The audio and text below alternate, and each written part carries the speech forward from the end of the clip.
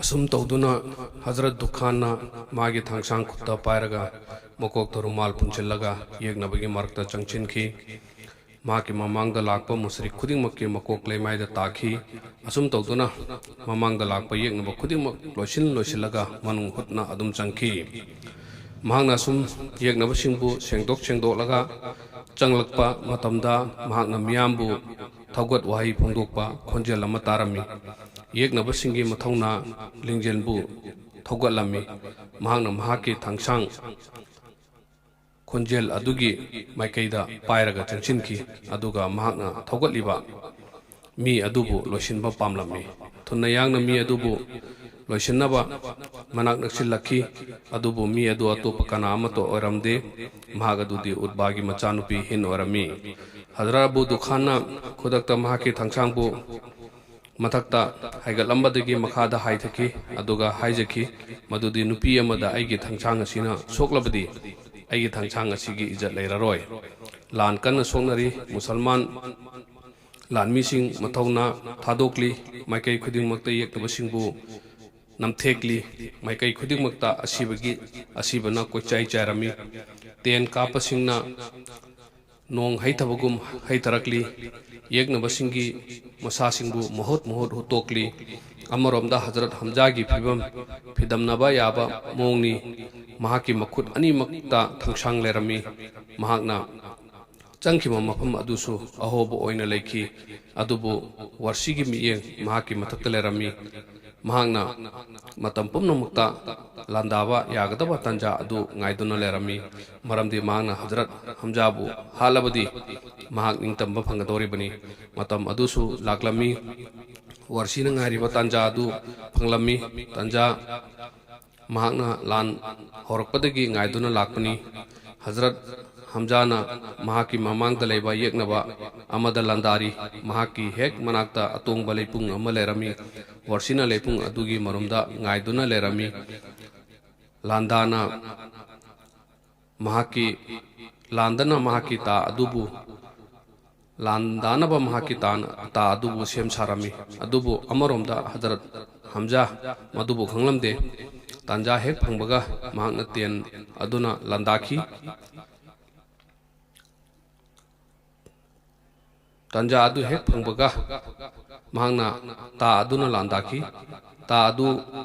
हमजागी मैखोइदा थिनखी अदुगा मनिंगलोमदा फौदोखी तासी करम माइकैदगी लाखिबनो हाइबदु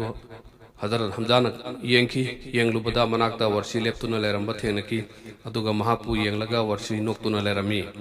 महाकना माइ पाकले खंजदुना महाकी ममाय अदु नाथोकलमी हजरत हमजा थुना यांगना चंगसिल लगा एटेक तोबा पामलमी अदुबा महाकी पांगल थौना ना लागी माइकैदा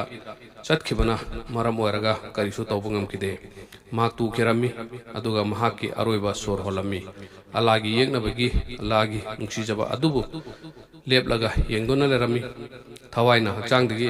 खाइनखरबा मतुंगदा हक्चांग लेंगबा खोटपा लेपखरबदा महाकना मांगलुमदा चंगसिल्ली अदुगा असिबा हक्चांगदगी महाकी ता अदु लोकथोकलमी मदुगी मतुंगदा महाकना मफम अमदा चलगा फमकी अदुगा मांगना खनकी मदुदी हुजिक अतोपगा थेंगनबगी मरम लेत्रे हुजिक हजरत हमजा शहीद ओइखरे अदुबु येकनबा माइथीबगी फिबमदा लेरमले मुसलमान सिंगना लानफमदा मफम खुदिमक्ता लाक चिंदुना लेरमी कुरेश की फिराल अब्दुद्दार खानदान की खुत्ता लेरमी मखोय अमगी खुत्तगी अतोपा खुद अमदा कोचत चतुना लेरमी फिराल पाइबा अमना सीखिबदा अतोपा अमना अमुका पायहुई असुम तौदुना मखोयगी थवाइसिंग थादुना लेरमी कोना थंगददी मखोय लोइना सीखी हुजिक फिराल लेमायदा ताखरे अदुगा मियामना नेचिन खरे येगनबसिंग तोफम खंगलमदे येगनबसिंग चेनबा होरकलमी मुसलमान सिंगना तानरगा हाटपा होरकलमी लानफमदगी लेमाय येंगबदा अंगकपा अमा वारखी मफम अदु हक्चांगदगी थवाइसिंग चटफम अमगुम ओलमी लानमी सिंबु थौगतुना लेरमी मुस्रिक नुपीसिंग लाव खोंदुना चेन बहरकी अदुगा थवाइबु हिंजब याब मफम सिंगदा चेनसिंदुना लोट बहरकी मतम असिदा मुसलमान सिंगना माय पाकलगनी हाइना खनकी येगनबी माइकैदगी मखोइरोमदा खुदोंथिबा याब अमता लेरक्त्रे मरामदुना मखोइना माले गनी मचिंबु खोमजिनबा मथौ खोमजिनबदा मथौ चिनबा अमोरकी चिंगथक्ता लेरंबा तेन कापसिंग अदुना उरामी मदुदी येगनबगी ममाय लेखरे मुसलमान सिंगना ngamlabagumani musalman sing na yekna bagi leifamda changchin khiba adu surami makoina yekna bagi lehoba mal sing khomjin ba adu urami masi sing asi ubada ten ka pasing makoi kharana hari aikoi hujing mafam asida karisu kana dabada kari gi leiriba yekna badi hujik maithire yengo aikoi gi loina basing asibu makoina male gani machingbu khomjilli चटकी अखोइसु चटसी अखोइसु खोमनुरसी लोइना बखराना हारि नखोइना मोहम्मद सल्लल्लाहु हारखिबा वफमदु काउख्रबरा मनिंगलोमदा अखोइबु ngaktuna layu aduga leiriba mafam adudagi lengdana layu haina harakhiba natra makoina amuk hari yeknabana maithiraba matungdasu adum layu haibagi wafam oikhide makoigi leader oina leiriba Abdullah bin Jubair makoibu yamna kanna thingki adubu makoina makoigi mafam thadokhi aduga musalman singi marakta changkhiduna malegani matpu khomjin ba yaukhi makoi singdagi manungda makoi musalman khara khaktani chawrakna makoi tara rom tani makoina Muhammad sallallahu alaihi wasallam gi wafam bu ningsing dona lehauki makoina makoigi leader Muhammad sallallahu alaihi wasallam gi yathang ngaki aduga mafam aduda lengdana leiki ikang khangudana Khalid bin Walid ki midyang mafam aduda tarami ubuda mafam adu yang hang leibu uki makoi ten kapa khara khakna tana mahakna sagol tungba lanmi gi group ama laurami aduga angam bi thakta landarami matam aduda atopa group amagi leader Ikrima su yoselaki Hazrat Abdullah bin Jubair amasung maga loina basingna angam bi thakta lan thenarami adubo laiba thibadi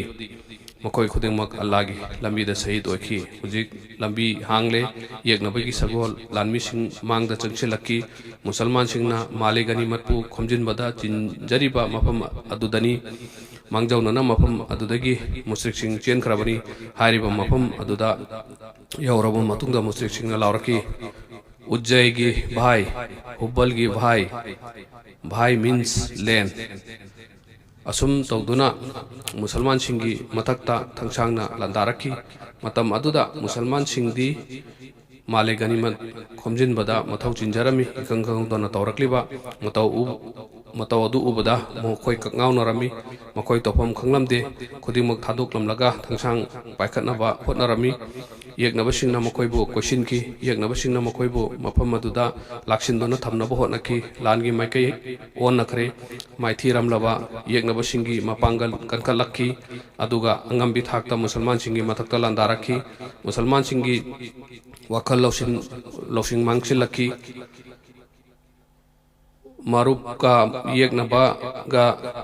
lainaramba mari tatkhare musalman gi mathakta khut thangat lakhi topam khang tabana makho topam khang tabana kadai yaukrabage haibada makhoi gi khulai na thagadoriba asi kanadano kadai dano haibadu khangba ngamlakhide amuka lan kan songnaraki matangchida musalman singi attack hantaraki aduga yeknabagi tekna enjilaki ikang khawtana kafir amana khanglaw lori Muhammad sallallahu alaihi wasallam sikhre masigi waisi jangalda maina sandoki bukum sandoki aduga musalman singi thamoida nongmai singjangna tarakpagum taraki musalman singna wahai asi tabda makoi pang thakirami makoi gi mapangal han thaki yeknaba singna wahi asi tabda makoi gi mapangal hakwalakhi musalman singi mamai maksilakhi mapangal leiraba singi makhong makhut pang taraki makoi kharadi makoi gi khulaibu thadoktuna nakal amada thamduna laiki makoi kharana atop padasu asum tawna baharami adubu thona leiba musalman kharadi makoi gi phere blengdana lerami iman thajabagi ithilna masa pumba pupthan thanduna lerami makhoi mathona leina lengdana lan thengnaduna lerami mapangal son thakraba singbu thona lingjel hapkatuna lerami makoina hari nungsizaraba nabi mahaknadi magi topom thokpa adu tawkhare mapu mahakki paujel adu mahakna yohan khare hojik dharma asi nakoina ngak shelu aduga madugi damak lan thengno aladi hingli mahakti siba naidabani musalman lanmi sing chaithokare leramba mafam singda yeknaba singna question laga tham khare hujik yeknaba singki maikei Muhammad sallallahu alaihi wasallam ki maikei dani lambi senglami yeknaba singki group amana Muhammad sallallahu alaihi wasallam ki thawai launaba hotnarakle makoina angakpa phangna Muhammad sallallahu alaihi wasallam mathakta ngdumna landaraki adugi su mathakta ten nasu landaraki Muhammad sallallahu alaihi wasallam na makhoigi mayokta ten kaplami numit asida Muhammad sallallahu alaihi wasallam na adugi matik ten kaplami kapmanduna mahaki ten adu tekhi matam asida musalman kharana Muhammad sallallahu alaihi wasallam ki thawaibu kananabagi damak mahakpu koshilami makoina Muhammad sallallahu alaihi wasallam bu koshillaga thamlaga makoina makhoigi makhut amasung mananganna thangsang amasung tenjei singbu ngaklami mathona leba makhoi kharadi lingjen phudoktuna ten kapada mathau chinjaki Hazrat Saad bin Abi Waqqas ten kapada yamna haithoi singthoi bani matam asida mahaksu mafam asida lerami mahakna lepa leitana ten kaplami